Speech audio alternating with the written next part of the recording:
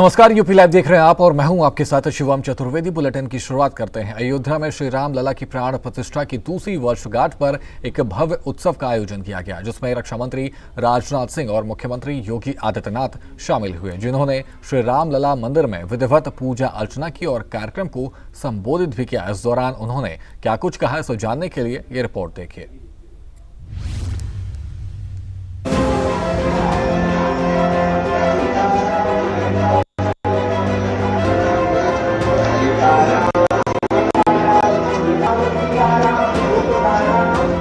अयोध्या में 31 दिसंबर को रामलला मंदिर की प्राण प्रतिष्ठा की दूसरी वर्षगांठ मनाई जा रही है। इस भव्य उत्सव में रक्षा मंत्री राजनाथ सिंह और मुख्यमंत्री योगी आदित्यनाथ शामिल हुए और रामलला के दर्शन किए। हनुमानगढ़ी और श्री रामलला मंदिर में विधिवत पूजा अर्चना की। साथ ही मां अन्नपूर्णा मंदिर के शिखर पर धर्म ध्वजा का विधिवत आरोहण भी किया, जिसके बाद मुख्यमंत्री योगी आदित्यनाथ ने कार्यक्रम को संबोधित किया और इशारों ही इशारों में पिछली सरकार पर जमकर हमला बोला और कई आरोप लगाए। पिछली सरकार ने अयोध्या को लहूलुहान करने का कार्य किया था। जिस अयोध्या में कभी संघर्ष नहीं होते थे, उस अयोध्या को लहूलुहान करने वाले लोग, उस अयोध्या में जिनके शासन में आतंकी हमले होकर के अयोध्या को लहूलुहान करने का प्रयास हुआ था, लेकिन प्रभु की कृपा और बजरंगबली जहां की रक्षा स्वयं कर रहे हो, वहां तो भूत पिशाच से निकट नहीं आवे महावीर जब।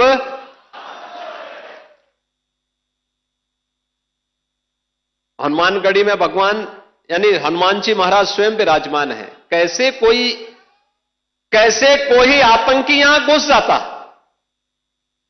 जैसे ही उन्होंने दुस्साहस किया था 2005 में, याद करिए कैसे पीएसी के जवानों ने ठक ठक ठक ठक करके वहीं पे उनको मार गिराया। अयोध्या तो संदेश देती है और उसी संदेश को आगे बढ़ाने के लिए अब आप देखते होंगे देश और दुनिया का कोई भी ऐसा श्रद्धालु नहीं, सनातन धर्मावलंबी नहीं, जो अब अयोध्या आकर के दर्शन करके अभिभूत न होता हो। 1 लाख एवरेज अगर हम लोग देखें, पिछले 5 वर्ष के अंदर 45 करोड़ से अधिक श्रद्धालु अयोध्या धाम में आया है।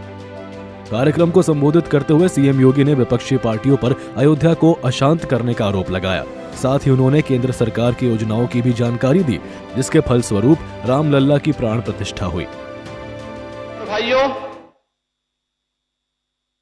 स्वतंत्र भारत के बाद श्री राम जन्मभूमि आंदोलन के अनेक पड़ाव अयोध्या ने देखे हैं। अयोध्या जिसके नाम से ये एहसास होता है कि यहां कभी युद्ध नहीं हुआ, यानी कोई भी दुश्मन यहां के शौर्य से, यहां के वैभव से, यहां के पराक्रम के सामने कभी टिक नहीं पाया। लेकिन कुछ लोगों ने अपने निहित स्वार्थ से, मजहबी जनून और सत्ता की तुष्टीकरण की उस निकृष्टता में पड़ करके अयोध्या को भी उपद्रव और संघर्ष का एक अड्डा बना दिया था। वही अयोध्या पिछले 11 वर्ष के अंदर देश के यशस्वी प्रधानमंत्री आदरणीय श्री नरेंद्र मोदी जी के यशस्वी नेतृत्व में उन 3 महत्वपूर्ण घटनाओं को कभी विस्मृत नहीं कर सकता। याद करिए 5 अगस्त 2020, जब पहली बार स्वतंत्र भारत में देश का कोई प्रधानमंत्री स्वयं अयोध्या धाम में पधारे और उन्होंने अपने कर कमलों से 500 वर्षों के कलंक को पूरी तरह समाप्त करते हुए श्री राम जन्मभूमि के लिए मूर्ति भूमि पूजन के कार्यक्रम को संपन्न किया था। इस दौरान केंद्रीय रक्षा मंत्री राजनाथ सिंह ने भी कार्यक्रम को संबोधित किया और राम मंदिर आंदोलन का जिक्र करने के साथ ही विपक्ष पर जमकर हमला बोला और कई आरोप लगाए। दुनिया भर में जो भी इस ध्वज से हवाएं टकराएंगी, दुनिया भर में जाकर यह संदेश देंगी, हमारी ओर ध्यान से देखो, हमारी ओर गौर से देखो, हम वही सभ्यता हैं जिसे मिटाने के लिए न जाने कितने आक्रांता आए। आज उन आक्रांताओं के कहीं अवशेष भी नहीं बचे हैं और हमारे ध्वज समंदर पार भी गगन से इस समय बातें कर रहे हैं। देवियों सज्जनों, जब हम भगवान श्री राम के चरित्र को पढ़ते हैं, रामायण से रामचरितमानस या राम कथा के अन्य प्रसंगों को हम समझते हैं, तो एक बात बार बार सामने आती है कि जब जब इस धरती पर ऋषियों ने यज्ञ करने का संकल्प लिया, तपस्या का मार्ग चुना, धर्म की स्थापना का उन्होंने प्रयास किया, तब तब कुछ आसुरी शक्तियां आईं और उस यज्ञ को भंग करने का उन्होंने प्रयास किया। यही इतिहास है, यही सत्य भी है और वैसा ही दृश्य हमने अपने जीवन काल में भी देखा है। जब रथ यात्रा शुरू हुई और अयोध्या से लेकर पूरे भारत के संत, महंत, वैरागी और कार सेवक एक स्वर में खड़े हुए, तब उन पर भी वही आसुरी शक्तियां टूट पड़ी थी।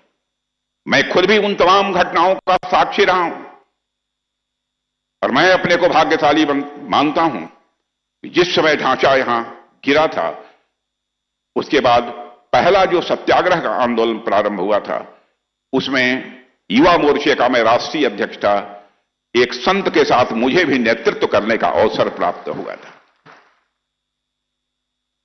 गोलियां चली थी उस समय, लाठियां बरसी, रास्ते रोके गए और प्रभु राम का नाम लेने वालों को अपराजित घोषित करने का भी उस समय प्रयास किया गया। राम का नाम लेने वालों को कारागार की चार दीवारियों के पीछे कर दिया गया। पर देवियों सज्जनों, हम सब ने प्रभु राम से ही सीखा है, समय सबका न्याय करता है। प्रभु राम से हम सबने सीखा है, समय सबका न्याय करता है। जिसने राम का साथ दिया, जिसने राम राज्य का साथ दिया, जिसने अयोध्या और अवध के विकास का साथ दिया, वह आज प्रभु की कृपा से निरंतर इस राष्ट्र की सेवा में लगा हुआ है। और जिन्होंने राम काज के मार्ग में अवरोध खड़े किए, जिन्होंने संतों, वैरागियों और नागा साधियों तक पर भी गोलियां चलवाई। कार्यक्रम को संबोधित करते हुए रक्षा मंत्री ने एक बार फिर ऑपरेशन सिंदूर का जिक्र किया और बताया कि किस प्रकार ऑपरेशन सिंदूर के जरिए दुश्मनों को सबक सिखाने का काम किया गया। ऑपरेशन सिंदूर के दौरान भारत ने भी भगवान राम की इसी मर्यादा का पालन किया है। ऑपरेशन सिंदूर के दौरान भारत ने भी भगवान राम के इसी मर्यादा का पालन किया है। जैसे राम का लक्ष्य रावण का संहार नहीं बल्कि अधर्म का अंत था, हमारा भी वही लक्ष्य था कि हम आतंकियों और उनके आकाओं को सबक सिखा कर आएंगे और हमने बहनों भाइयों बस यही किया।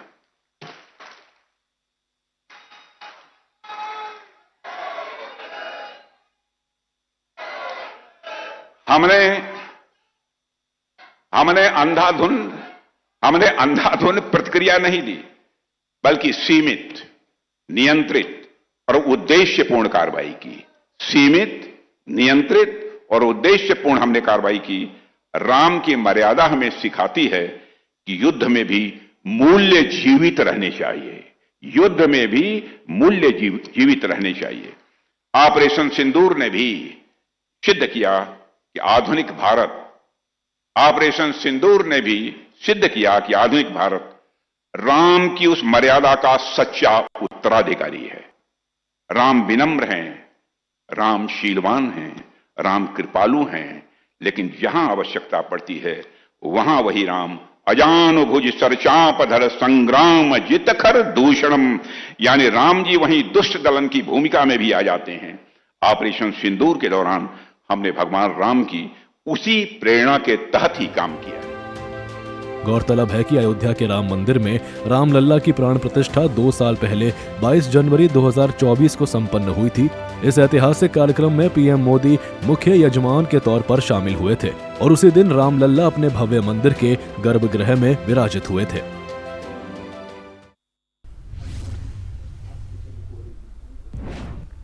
वहीं संभल में एक बार फिर अवैध अतिक्रमण पर प्रशासन का पीला पंजा चला है और जमीन से अवैध अतिक्रमण को हटाया गया है, जिसकी कीमत करोड़ों रुपए बताई जा रही है। ये रिपोर्ट देखिए।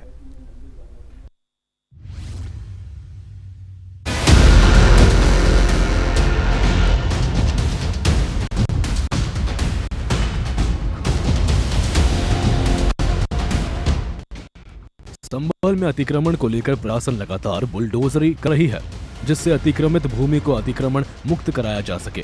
अपने इसी अभियान के तहत प्रशासन ने एक बार फिर ग्राम समाज की 4 बीघा तालाब भूमि पर हुए अवैध कब्जे को हटाने के लिए बुलडोजर चलाया और भूमि को अतिक्रमण मुक्त कराया।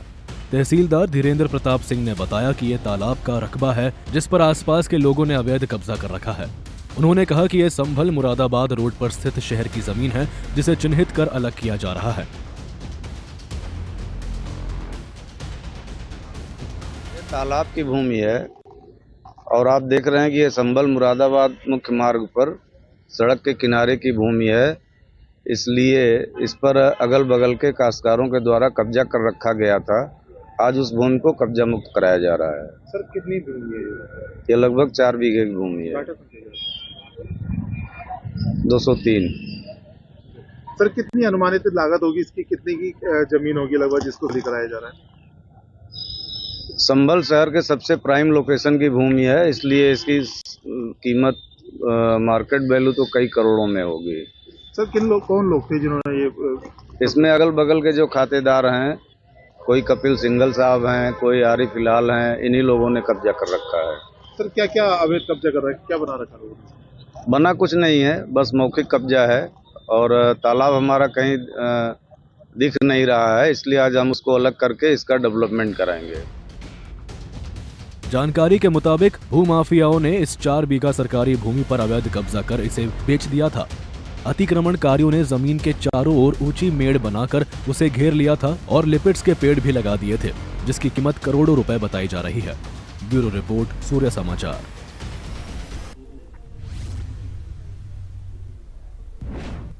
वहीं उत्तर प्रदेश के देवरिया जिले से इंसान और जानवर के बीच अटूट प्रेम की एक ऐसी मिसाल सामने आई है जिसने पूरे शहर का ध्यान अपनी ओर खींच लिया है। आखिर क्या है पूरा मामला, ऐसा जानने के लिए रिपोर्ट देखिए।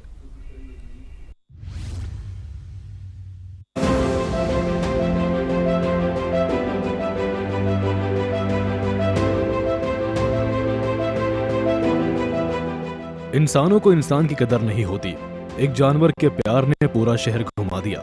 जी हां, एक ऐसा ही कुछ मामला उत्तर प्रदेश के देवरिया में आया है, जहां एक इंसान और जानवर के बीच अटूट प्रेम ने पूरे शहर का ध्यान अपनी ओर खींचा। दरअसल एक पालतू बिल्ली के गायब होने से उसका मालिक इस कदर परेशान हो गया कि उसने बिल्ली को ढूंढने के लिए न केवल कानूनी रास्ता अपनाया, बल्कि पूरे शहर में भी पोस्टर चस्पा कर दिए।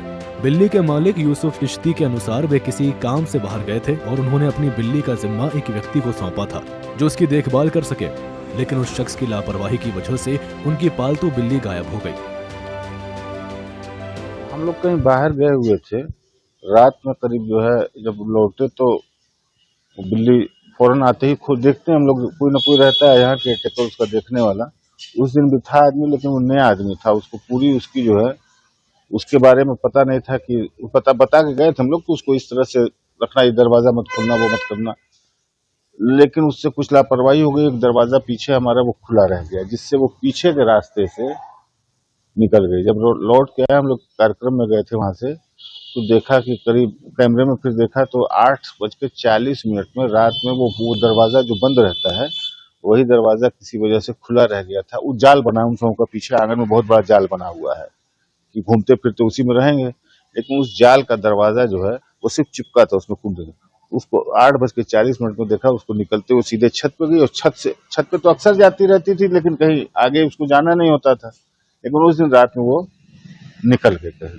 जब हम लोग लौट के आए रात में करीब 12 बजे, तो उसको 12 ही बजे से उसकी ढूंढना शुरू किए, 2:30 बजे तक ढूंढा गया, लेकिन कुछ मिली नहीं, तब से आज तक उसको ढूंढ ही रहे हैं। आपको बता दें कि यूसुफ चिश्ती ने बिल्ली की तलाश के लिए बाकायदा 10,000 के नकद इनाम और गिफ्ट की भी घोषणा की है, जिससे उनकी बिल्ली जल्द से जल्द मिल सके।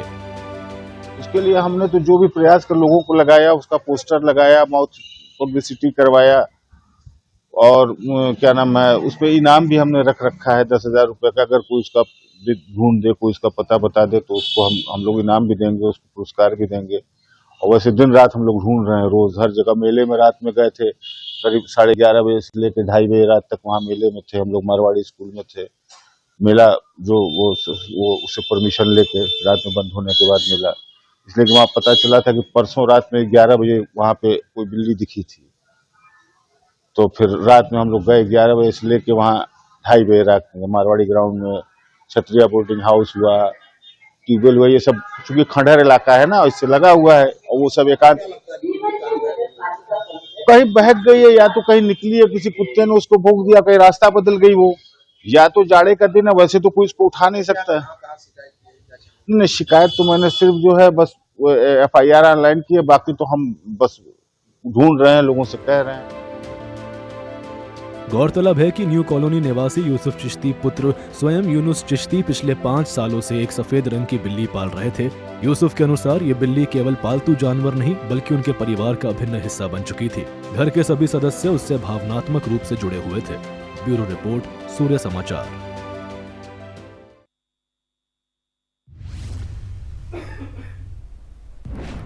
वहीं नए साल को लेकर भक्तों में काफी उत्साह है और वे अपने नए साल की शुरुआत भगवान का दर्शन कर करना चाहते हैं, जिसे लेकर मंदिरों में भक्तों की काफी भीड़ उमड़ पड़ी है। इसे लेकर मंदिर प्रशासन और पुलिस प्रशासन भी अलर्ट मोड पर है, जिससे श्रद्धालुओं को किसी तरह की कोई दिक्कत न हो। ये रिपोर्ट देखिए।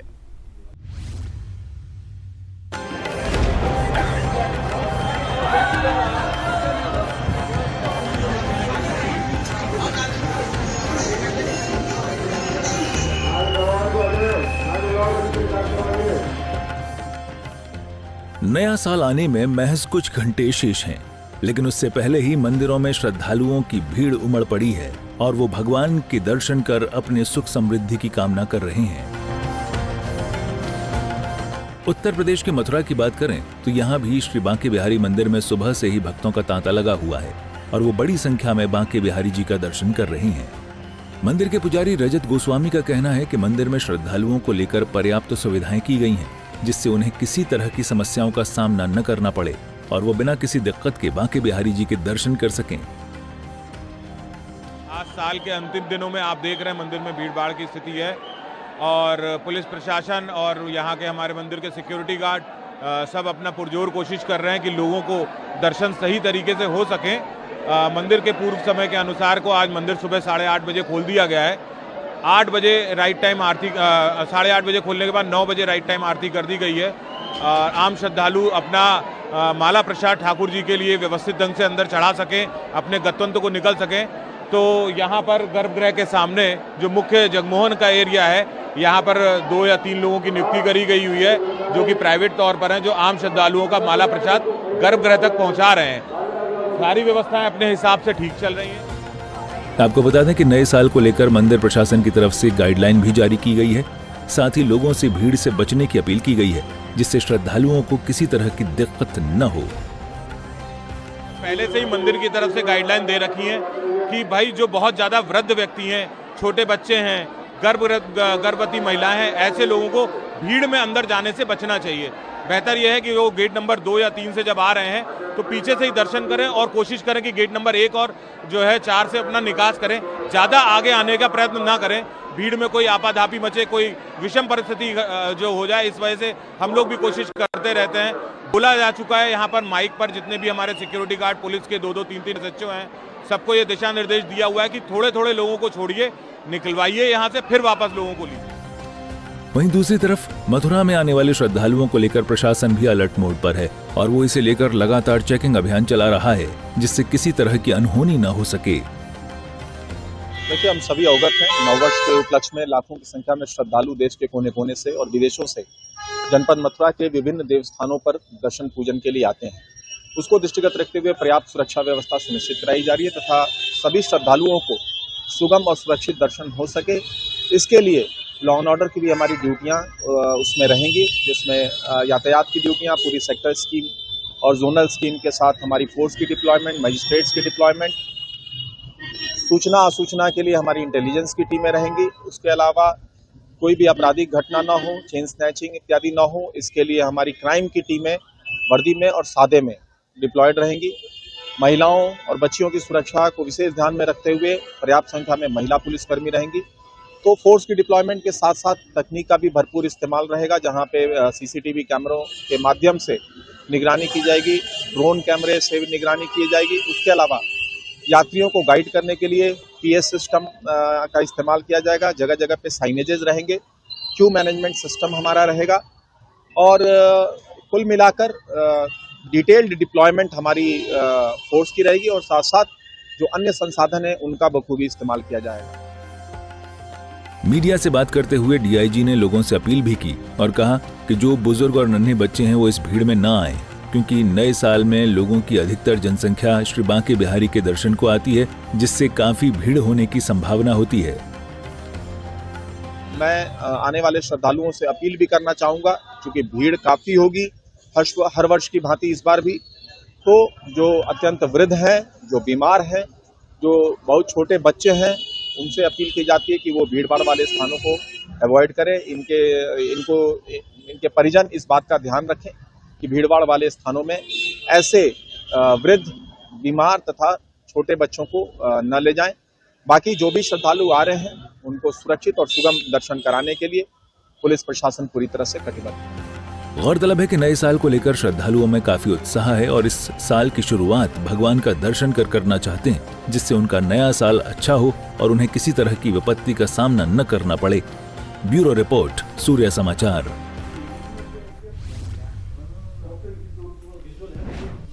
फिलहाल यूपी लाइव में इतना ही। आप बने रहिए सूर्य समाचार के साथ। नमस्कार।